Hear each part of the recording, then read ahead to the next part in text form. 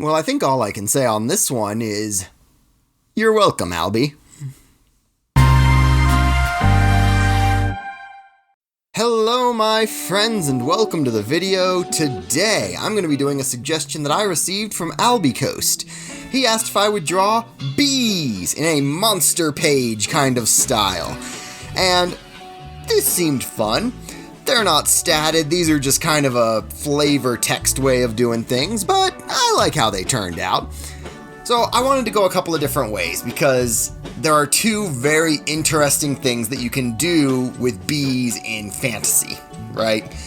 One of them, you just make bigger, meaner, scarier, giant versions of bees, okay? And that's great, and that can be so much fun. You just make them a cool monster. The other one, and I really wanted to make sure I had some of this on there as well, make magical honey. Honey already has such mystical connotations in world history, especially throughout like Southern Europe, Northern Africa, the Middle East. Like you hear so many stories of honey being associated with like the gods or beauty or medicinal purposes. Like it's got its little narrative tendrils all throughout Western history. And so I think that is a great way to go. So I've got two here. One of them is the giant yellow jacket. Now, if you've ever played D&D, D&D's already got a giant wasp. And in the text bit of this, I kind of addressed that.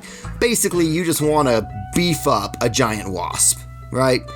There's a couple of ways you can do that. Like I said, I didn't draw up stats for these, but there's some pretty easy ways you can beef up enemies for your players. For example, go to the top of the hit point range, right? If your players are chewing through stuff too quick, you can just start prepping your NPC enemies right at the top of the range there, right? And if you don't know what I mean, so let's say an enemy has 2d6 hit points. That means you roll two 6-sided dice, you take the result. A 6-sided die is what you see in every board game. If you've played any of those board games for any length of time, you probably know the most likely result is a 7.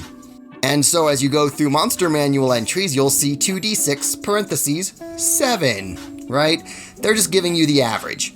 You don't have to go with the average. You can just say, yeah, I rolled a 12 on this thing's hit points.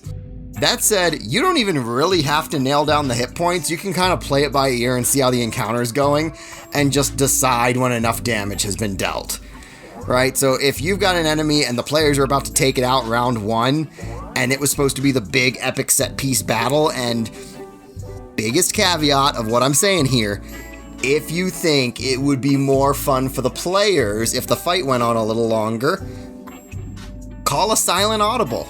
Beef up the hit points, make this thing a bullet sponge. It's not Game Master versus players, right? And so, you're not cheating.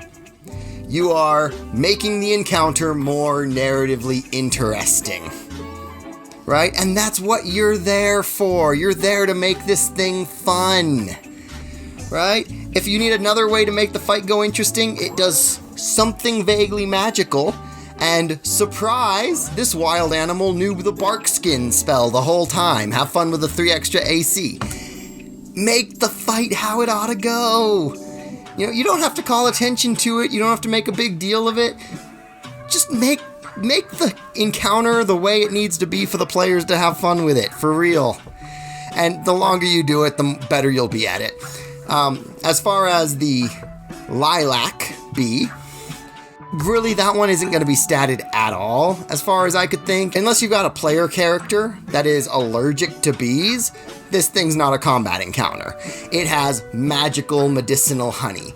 Maybe treat it as a healing potion, maybe treat it as a hallucinogenic. Go nuts, have fun. So this write-up I did is probably not grammatically clear or correct. I was kind of making it up as I went without editing, but I think it gets the vibe across, the bees of the East Mountains. While these mountains are as a home to species familiar to the ordinary traveler, there are two which the foreigner ought, if wise, to seek familiarity with.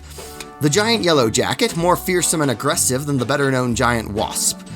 Along with such, seek you the lilac bee whose honey is possessed of curious qualities, both to induce visions and to act as a curative for diseases resistant to both amaranth and yarrow.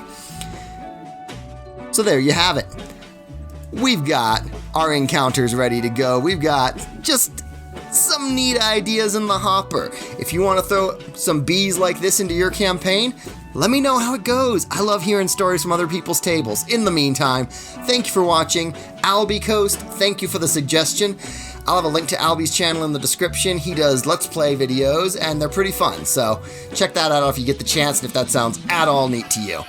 All of that said, thank you guys for watching. I hope you are having a wonderful day, a wonderful week, and I'll see you in the next video. Thank you for watching. Please share the video with a friend or several friends, and let me know in the comments if there's anything you'd like to see me draw in a future video. Later, y'all!